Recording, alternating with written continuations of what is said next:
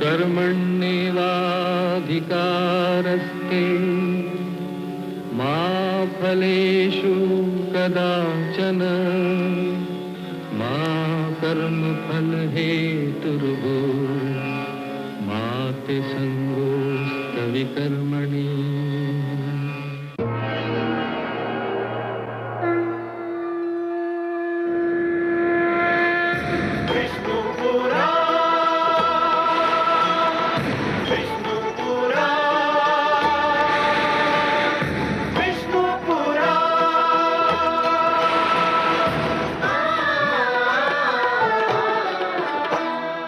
जीव ज्ञान ब्रह्म ज्ञान अथ श्री विष्णु पुराण ओम की कथा महान।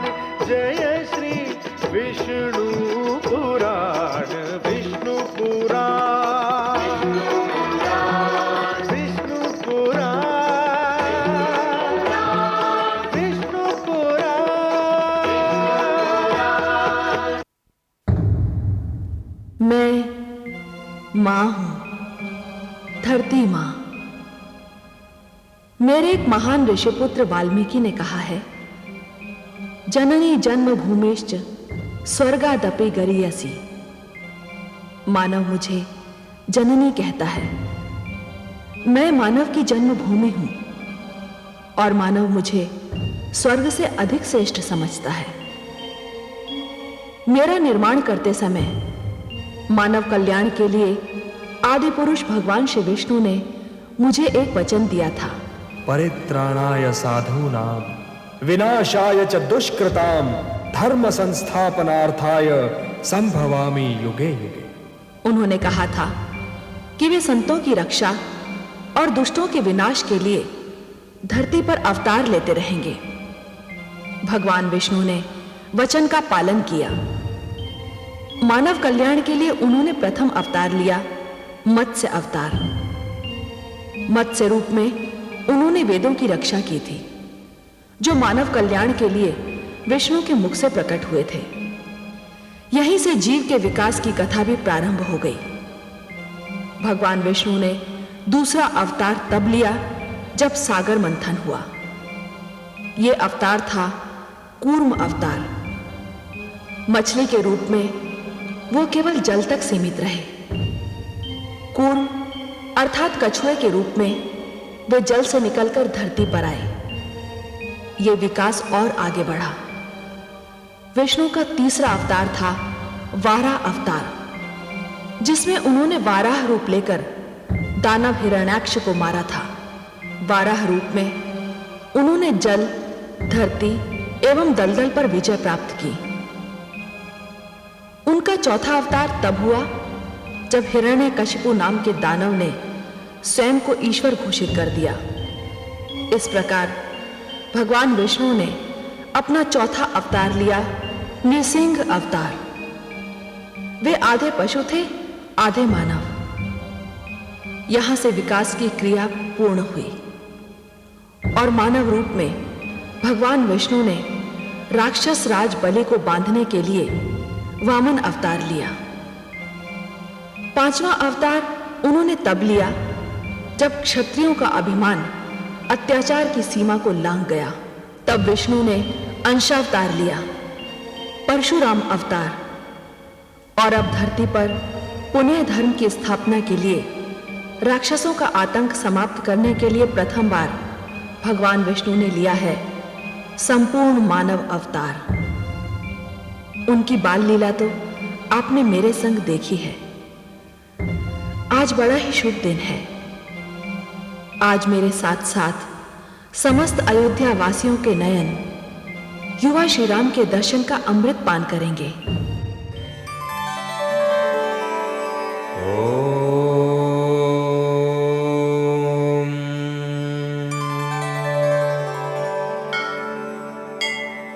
ध्यायेत् सूर्यमनन्तशक्तिकिरणम्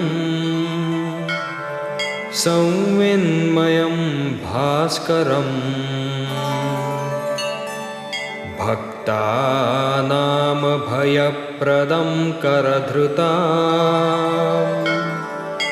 भोजद्वयं शङ्करम्।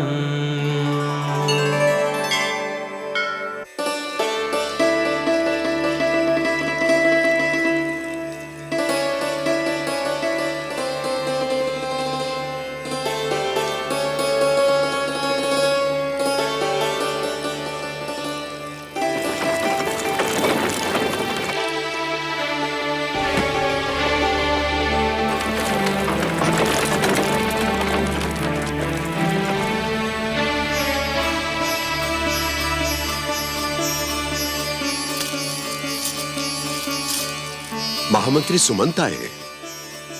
लिवाने आए हैं। ये मेरे राम को ले जाएंगे। मोह अंधकार होता है देवी, और यह हम आश्रमवासियों को शोभा नहीं देता। ममता को मोह मत कहिए, स्नेह को अंधकार मत कहिए स्वामी। वो भी श्री राम का स्नेह, वो तो सारे संसार की क्रूर से क्रूर विमाता के हृदय में ममता का मोह भर दे। मैं राम की विदाई न देख पाऊंगी। मैंने इन चारों राजकुमारों को पहले ही विदा का आशीष दे दिया है। मैं राम की विदाई न देख पाऊंगी।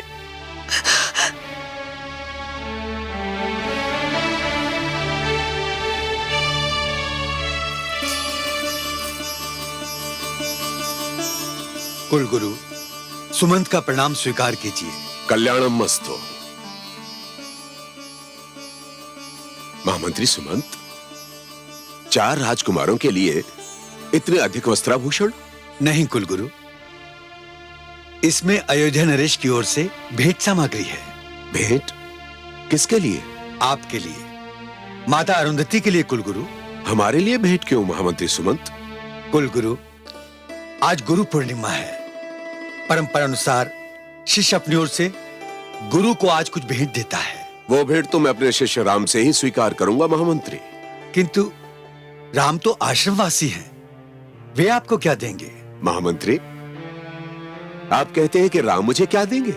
यदि राम नहीं देंगे तो फिर कौन देगा? वे तो आदित्य हैं, सूर्य है। वो सूर्य जिसके दर्शन मात्र से अंधकार छट जाता है और रात्रि समाप्त हो जाती है। आपने तो मुझे निरुत्तर कर दिया कुलगुरु। इस समय आप हम गुरु और शिष्य के बीच में जो आ गए महामंत्री। आप चारों राजकुमारों के वस्त्राभूषण ले जाकर उनके निवास पर छोड़ दीजिए, और शेष भेंट सामग्री महाराज दशरथ को सधन्यवाद लौटा दीजिए। मैं उसे स्वीकार नहीं करूंगा। कुलगुरु, मेरा निवेदन है कि आप इसे अपने आश्रम कोष में संग्रह कर लीजिए। संग्रह कर लूं? धन का संग्रह? मैं धन को जोड़ने लगूं महामंत्री सुमंत? सुमंत, राजा, मंत्री और गुरु को धन संग्रह का लोभ कदापि नहीं करना चाहिए। यदि राजा धन का संग्रह करता है तो उसकी प्रजा निर्धन हो जाएगी। यदि मंत्री धन का संग्रह करता है तो व्यवस्था में भ्रष्टाचार व्याप्त हो जाएगा, और यदि गुरु धन का संग्रह करता है तो प्रजा अशिक्षित रह जाएगी। शिक्षा धनवानों की दासी बन जाएगी, और यह वशिष्ठ विद्या की देवी अपनी माता सरस्वती को दासी कदापि नहीं बनने देगा, कदापि नहीं। धन्य है ब्रह्मर्षि वशिष्ठ, आप धन्य हैं। क्या हुआ देवादिदेव? महादेवी, गुरु कैसा हो, गुरु की भावना कैसी हो, मैं उसके दर्शन कर रहा था। जब गुरु बृहस्पति हो तो उनके शिष्य देवतागण स्वर्ग के अधिकारी होते हैं, और यदि गुरु शुक्राचार्य हो तब भी उनके शिष्य दैत्य, राक्षस, दानव, पाताल के निवासी होते हैं। किंतु मेरे आराध्य श्री राम के गुरु तो वशिष्ठ ही हो सकते हैं।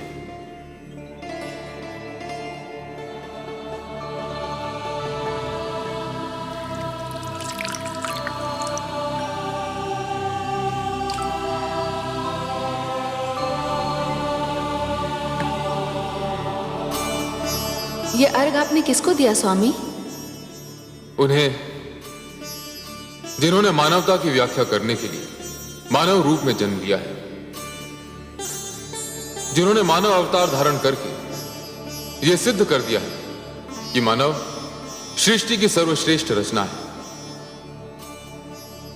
आज एक महान शिष्य अपना विद्यार्थी जीवन समाप्त करके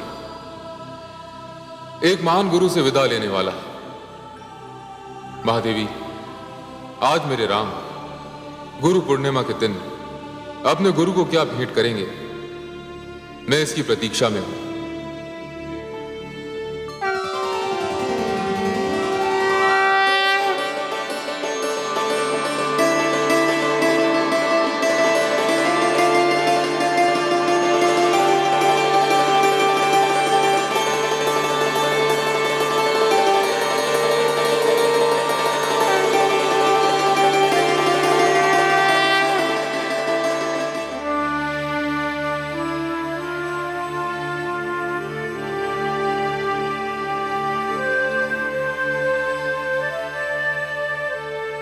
प्रणाम गुरुदेव।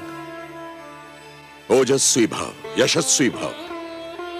गुरुदेव, सूर्य देव के समक्ष आपको देखकर मैं तो एक भ्रम से मुक्त हो गया। कैसा भ्रम वत्स? गुरुदेव, मैं सूर्यदेव से यह प्रार्थना कर रहा था कि वे अपनी उन तेजस्वी किरणों को समेट लें जिनके तेज के प्रकाश में नेत्र बंद हो जाते हैं और ढके हुए सत्य के दर्शन नहीं होते। किंतु वो सत्य तो आप हैं गुरुदेव, क्योंकि सत्य ज्ञान है। समस्त जगत को प्रकाशित करने वाले सैकड़ों सूर्य मिलकर भी अज्ञान के अंधकार को नहीं मिटा सकते गुरुदेव।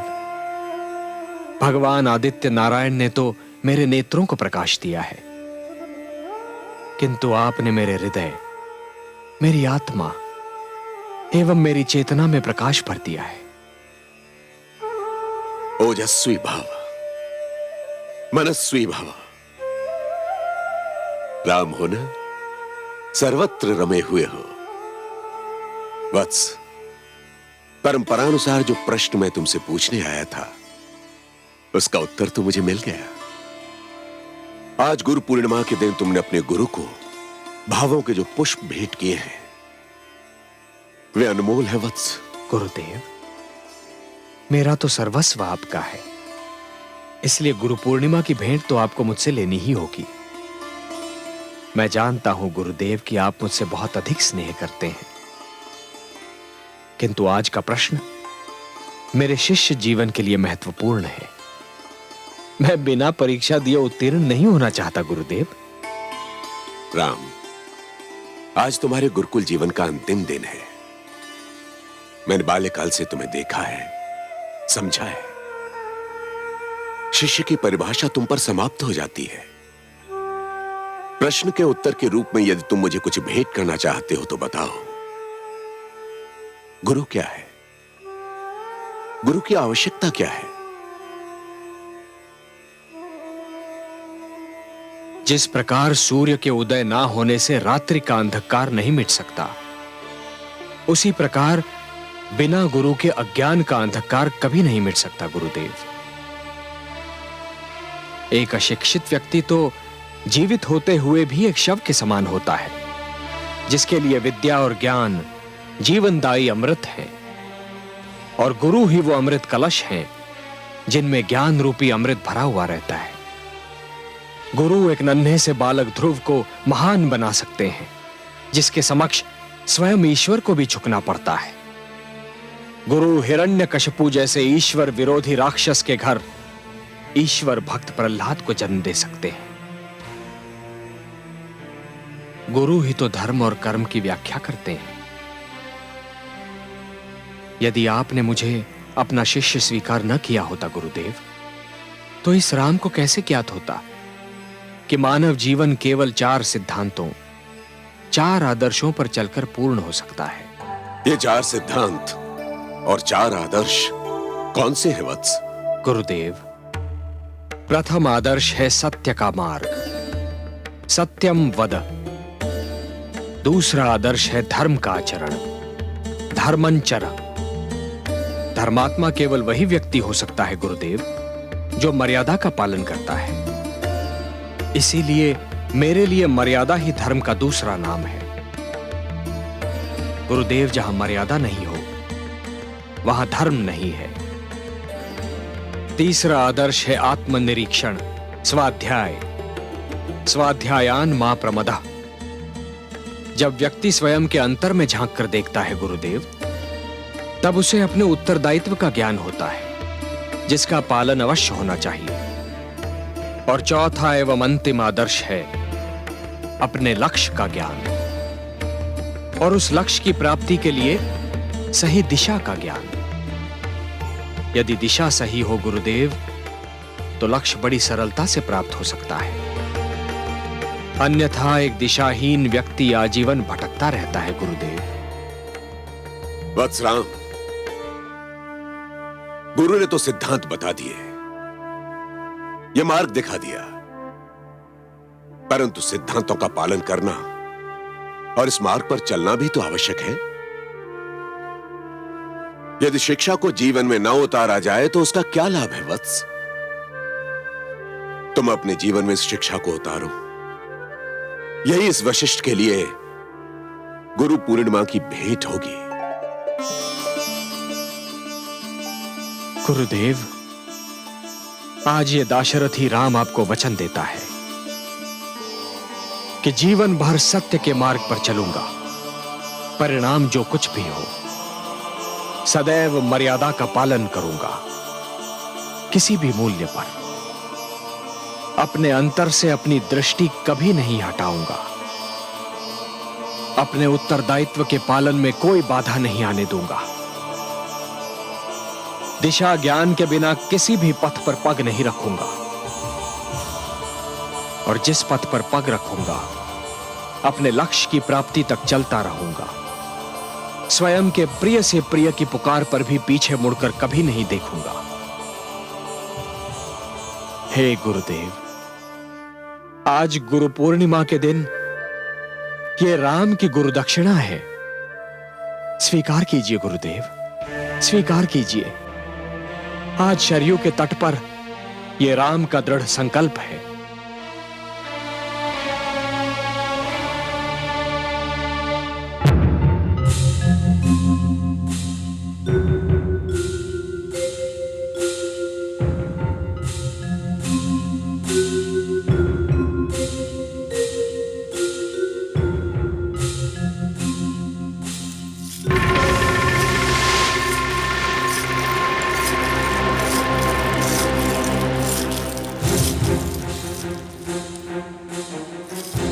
प्रणाम माते।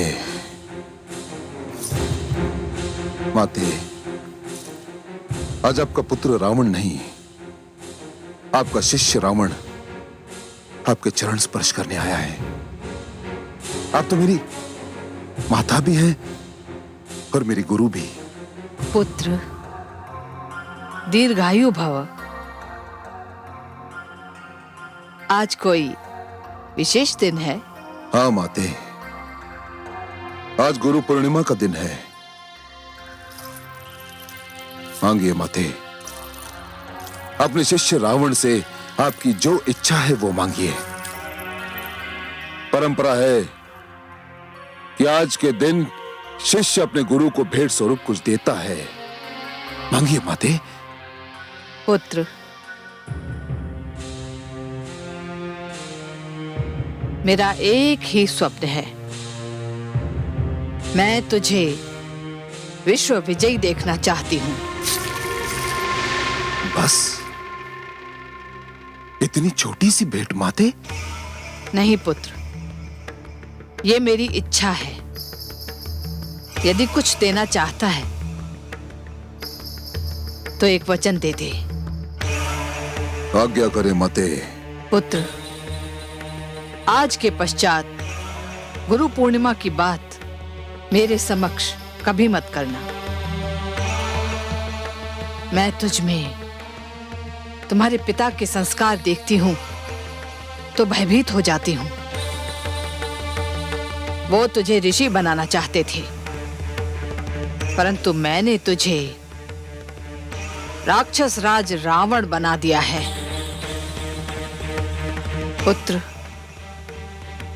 मानव दुर्बलता से अपने आप को दूर रखना यही मेरी इच्छा है। तो ठीक है माते, आज के पश्चात आप ये शब्द मेरे मुख से कभी नहीं सुनेंगी, कभी नहीं। माते, मैं अपने पिता का पुत्र नहीं हूं, मैं तो अपनी माता का पुत्र हूं। मैं देवताओं और मानवों का घोर शत्रु हूं और सदैव रहूंगा। यह लंकापति रावण का वचन है आपसे माते।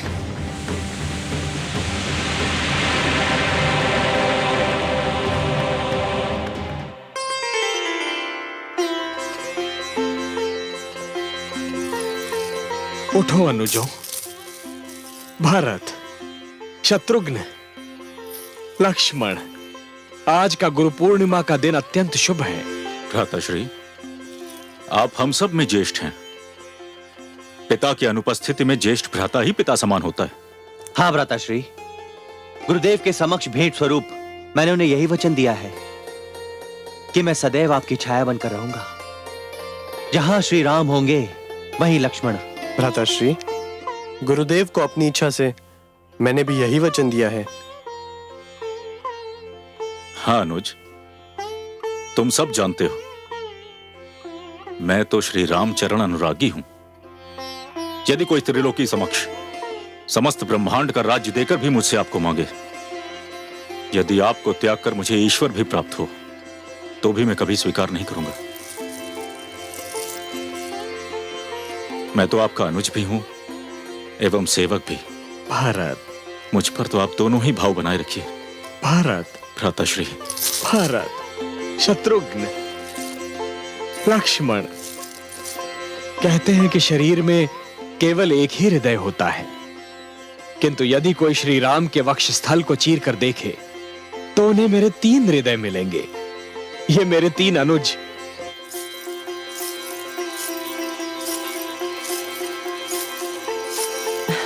प्रणाम महाराज। प्रणाम धाय मां। अच्छा हुआ आप मिल गए। कृपया महारानी कैकई को सूचित कर दें कि हमारे चारों पुत्र राजभवन लौट रहे हैं।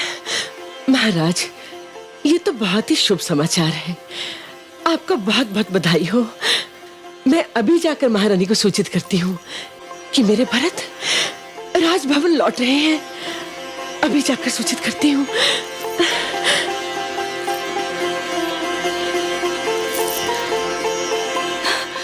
क्या मेरे राम राजभवन लौट रहे हैं? मैं तुम्हें भरत के लौटने की सूचना दे रही हूँ। एक ही तो बात है ना धाई माँ, आज तो समस्त अयोध्या में उत्सव मनाया जाना चाहिए। मैं दीदी कौशल्या के कक्ष में जाती हूँ।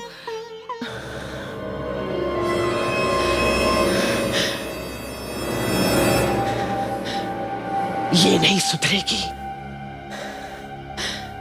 राम के लौटने से बहराई जा रही है। भरत के लौटने की कोई प्रसन्नता नहीं।